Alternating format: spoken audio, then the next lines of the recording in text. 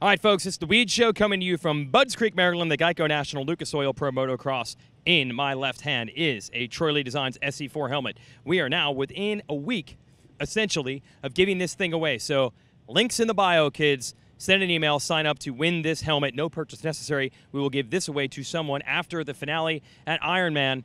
What we won't be giving away at Ironman is a #1 plate in the 250 class because it's already been wrapped up by Aaron Plessinger. Now, look. Through the years, people have complained that riders don't show enough emotion when they win things. Well, we got to see the full spectrum of emotions from Plessinger today. He was so fired up to win the title that he pulled a hole shot, which is fairly rare for him in Moto 1, checked out, won the Moto, and with that locked up the championship. He had to go to the gate, though, still in Moto 2, pulled another hole shot again. For 3 laps, it looked like he was going to go 1-1 in the day, no problem. And then all of a sudden, the emotions kicked in.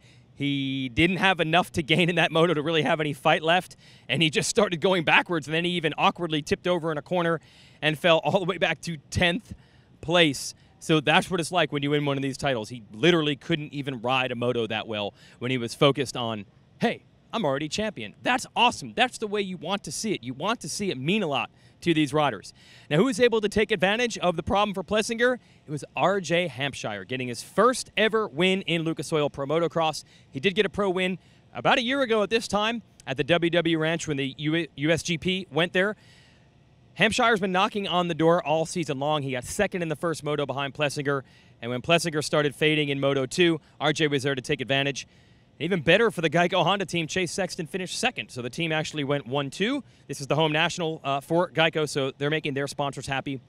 By the way, 9 different riders have won motos in the 250 class. Can we make it 10? Maybe Sexton or someone like that can get it done at Ironman because we do have 1 race to go. But they will not be racing for a championship because Plessinger has gotten it done. And a big shout out to his team. Monster, Yamalube, Star Racing, Yamaha. This is now 4 times that they've won this championship in a very short span.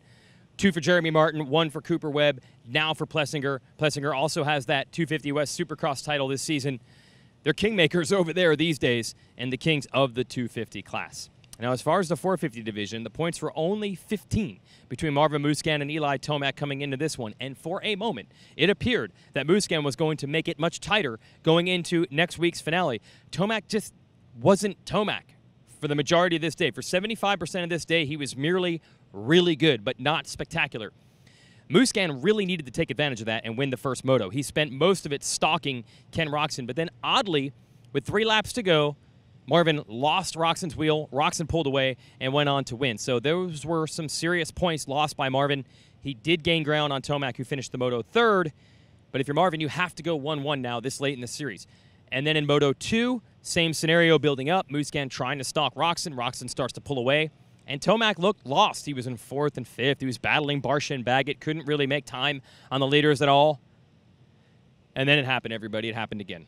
It happened again. Another Berserkowitz crazy, out-of-this-world, extraterrestrial charge from Eli Tomac. On 1 lap, he was 5 seconds faster than Musquin. And he quickly caught him. He blew past him in the corner right behind me. Took over second. Roczen was still going to win the overall, still going to win the moto, but then he made quick work of Roczen, and then Kenny really faded. He said he was a little bit under the weather coming into this race, and it was really hot and humid today. And Kenny just faded down the stretch. Had Roczen finished the second moto in second, he still would have won the overall with 1-2 scores.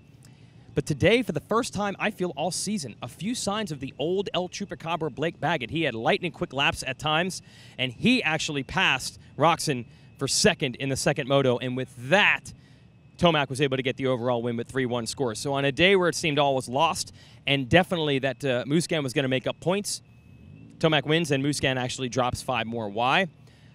On the podium on television, Musquin did reveal to us he had a big crash on Tuesday and was lucky to even be here racing. So just when he had his opportunity, he wasn't able to take advantage. Tomac with a 20-point lead heading into our finale next week, about an hour west of Indianapolis. You should come. There's no excuse.